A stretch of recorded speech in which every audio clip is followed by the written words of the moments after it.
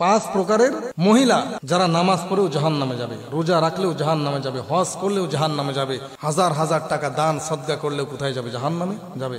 আশ্চর্য কথা, এতগুলো ভালো কাজ করার পরে একটা মেয়ে, একটা মা, একটা বোন, একটা স্ত্রী কেন জাহান্নামে? আমাদেরকে জেনে রাখার দরকার যে পাঁচ প্রকারের মহিলা নামাজ পড়েও, হজ করেও, জাকাত দিয়েও, দান সদকা করেও, ভালো কাজ করেও, এমনকি তাহাজ্জুদ নামাজ পড়েও ওই মহিলা জাহান্নামে যাবে যদি মহিলার মধ্যে পাঁচটা বদ অভ্যাস থাকে। কয়টা বদ অভ্যাস? পাঁচটি বদ অভ্যাস যদি মহিলার মধ্যে থাকে, যত নেক আমল করুক না কেন মহিলা কোথায় যাবে? জাহান্নামে যাবে। বিশেষ করে আমার মা বোনদের এই কথাগুলো বিশেষ করে খেয়াল করার দরকার যে পাঁচটি বদ অভ্যাস যেন আমার মধ্যে না থাকে। মুসলিম শরীফের বর্ণনা, আল্লাহর নবীজি সাহাবায়ে কেরামকে লক্ষ্য করে বললেন, ও সাহাবীরা, দুনিয়ার ভিতরে পাঁচ প্রকারের মহিলা এমন হবে, পাঁচটি বদ অভ্যাস যদি তাদের মধ্যে থেকে থাকে অবশ্যই তারা জাহান্নামে যাবে, আল্লাহ তাদের উপরে নারাজ হয়ে যাবে। সাহাবায়ে কেরাম জিজ্ঞাসা করলেন, ইয়া রাসূলুল্লাহ, ইয়া হাবিবাল্লাহ, নবী আমার, কি এমন পাঁচটি বদ অভ্যাস যেই পাঁচটি বদ অভ্যাস থাকলে নামাজ পড়েও সব নেক আমল করেও জাহান্নামে যাওয়া লাগবে? নবীজি জানিয়ে দিলেন, মুসলিমের বর্ণনা, এক নাম্বার, যেই নারী তার মাথার চুলগুলোকে খোলা রাখার অভ্যাস করে ফেলবে। যেই মহিলা তার মাথার চুলগুলোকে খোলা রাখবে, পরপুরুষের সামনে মাথায় কোনো ঘোমটা দিবে না, কাপড় দিবে না, নিজের চুলকে পরপুরুষকে সামনে নিয়ে পরপুরুষের সামনে গিয়ে দেখাবে, এমন মহিলা যত নেক আমল করুক না কেন জাহান্নামে যাওয়া লাগবে।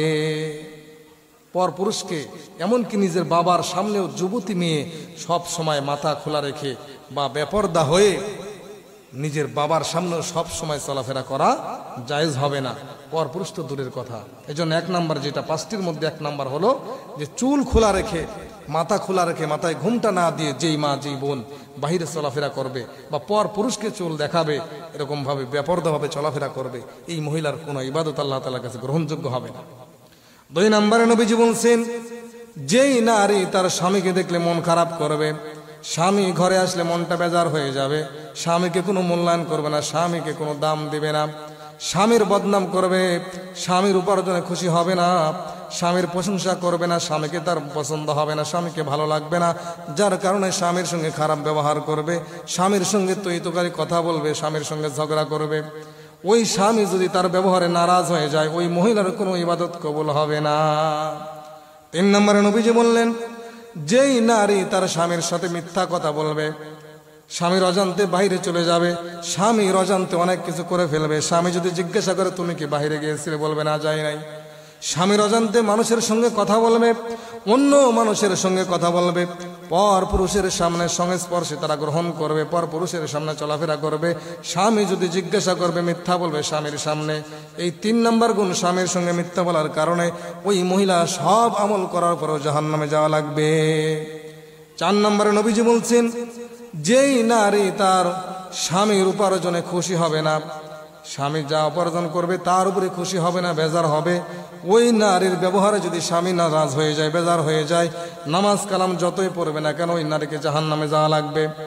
পাঁচ নম্বরে নবীজি বলেন, পাঁচ নম্বর, যেই নারী তার স্বামীকে কথায় কথায় সন্দেহ করবে, স্বামী কোথাও গেলে সন্দেহ করবে, স্বামী যদি একটু দেরিতে রাত্রে বাড়িতে আসে সন্দেহ করবে, স্বামী যদি মোবাইলে কথা বলে ওই স্ত্রী সন্দেহ করবে, স্বামীকে যেই মহিলা সন্দেহ করবে, এই সন্দেহ করার কারণে যদি ওই মহিলার উপরে স্বামীটা নারাজ হয়ে যায়, বেজার হয়ে যায়, নবীজি বলছেন ওই স্ত্রী যত আমল করবে না কেন অবশ্যই আল্লাহ তাকে জাহান্নামে দিবে। এই জন্য মা বোনদেরকে বলবো, পাঁচটি বদ অভ্যাস। এক নম্বরে, মাথা খোলা রেখে মাথার চুলকে পরপুরুষকে দেখানো যাবে না। দ্বিতীয় নম্বরে, স্বামীর অনুমতি ছাড়া বাহিরে যাওয়া যাবে না। তিন নম্বরে, স্বামীর সঙ্গে মিথ্যা কথা বলা যাবে না। চার নম্বরে, স্বামীর উপার্জনে খুশি হতে হবে এবং স্বামীকে কখনো সন্দেহ করা যাবে না। আম্মা জান আয়েশা রাদিয়াল্লাহু তাআলা আনহা, ওনার ঘরে একবার রাসূল করিম সাল্লাল্লাহু আলাইহি সাল্লাম ঘুমিয়ে আছেন। গভীর রজনীতে নবীজি ঘর থেকে বাহির হয়ে চলে গেলেন।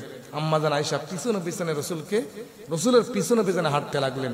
আম্মা জান আয়েশা মনে মনে ভাবতে লাগলেন যে আজকের রজনীটা, আজকের রাতটা আমার ঘরে থাকার কথা, রসুল কোথায় যায় আমি একটু দেখি। নবীজি কিন্তু জানতেন বা দেখতেছেন যে আমার পিছনে কি আছে। আম্মা জান আয়েশা, আমার বিবি আয়েশা, নবীজি বলতেছেন আমার বিবি আয়েশা আমাকে ফলো করতেছে, আমি কোথায় যাই। আম্মা জান আয়েশা বলেন, এ দুনিয়ার মানুষেরা শোনো, আমি আমার হাবিবকে সন্দেহ করার মতো নাই। আমার হাবিবকে একটু সন্দেহ হলো, আমার নবী কোথায় যায়। আমি পিছনে পিছনে খেয়াল করে দেখলাম, আমি মনে করেছিলাম নবী অন্য বিবির ঘরে যাবে, কিন্তু আমি দেখলাম না না, আমার নবী অন্য বিবির ঘরে গেলেন না। আমার নবী জান্নাতুল বাকিতে গিয়ে সমস্ত কবরবাসীর জন্য দোয়া করতেছেন, আর কিয়ামত পর্যন্ত যত উম্মত দুনিয়াতে আসবে সবার জন্য মাগফিরাত কামনা করতেছে। আমি আয়েশা এই অবস্থা দেখে পিছনে চলে আসলাম। এরপরে রসুল একটু পরেই যখন ঘরে আসলেন, বলেন আয়েশা তুমি আমাকে ফলো করেছিলে, সন্দেহ জিনিসটা বড় খারাপ।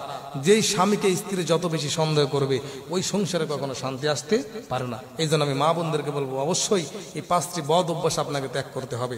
যদি ত্যাগ করতে না পারেন, আপনি যত নেক আমল করেন না কেন আল্লাহর কাছে কোনোটা গ্রহণযোগ্য হবে না। আল্লাহ তাআলা আমাদের সকল মা বোনদেরকে এই 5টি বদ অভ্যাস থেকে বেঁচে থাকার মতো তৌফিক আল্লাহ তাআলা দান করুন।